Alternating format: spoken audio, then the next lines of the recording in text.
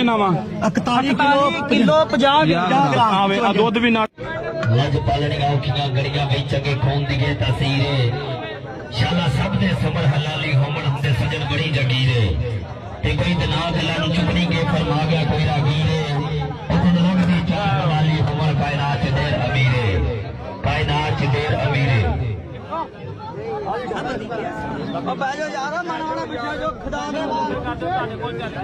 जी बिल्कुल आज बढ़िया माहौल सजा है चक नंबर 333 जिला तहसील दरबार देख से जिनकी दौड़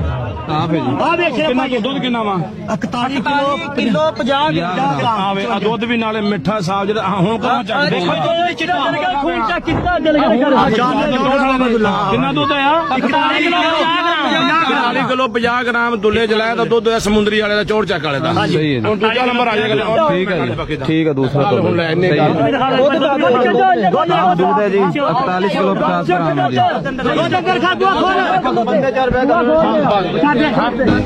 ग्राम है जी ये जी अभी कंपटीशन खत्म हो चुका है। हाँ जी अब्बा जी जरा डिटेल दियो। ਇਹ ਨਮਾਇਸ਼ ਹੀ ਇੱਥੇ ਲੱਗੀ ਆਪਣੇ ਟੋਬੇ 'ਚ ठीक है ਚੱਕ ਨੰਬਰ 35 'ਚ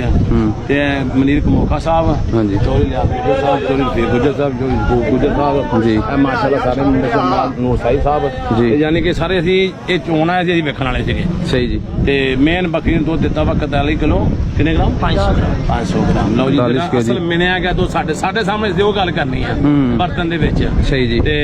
ਇਹ YouTube ਤੇ ਵੀ ਦਿੰਦੇ ਨੇ ਪਏ ਚੋਲਿਆ ਸਾਹਿਬ ਜਿਹੜੇ ਮਾਸ਼ਾਅੱਲਾ ਇੱਥੇ ਬਾਕੀ ਇਹਨਾਂ ਦਾ ਯਾਨੀ ਕਿ ਫੈਸਲਾ ਕੋਈ ਹੋਣਾ ਹੋਏਗਾ ਉਹ ਉਹਨਾਂ ਨੂੰ ਪਤਾ सही है जी ਤੇ ਬਾਕੀ ਦੁੱਧ ਇਹਨਾਂ ਦਾ 41 ਕਿਲੋ ਦੁੱਧ ਹੋ ਗਿਆ माशाल्लाह जी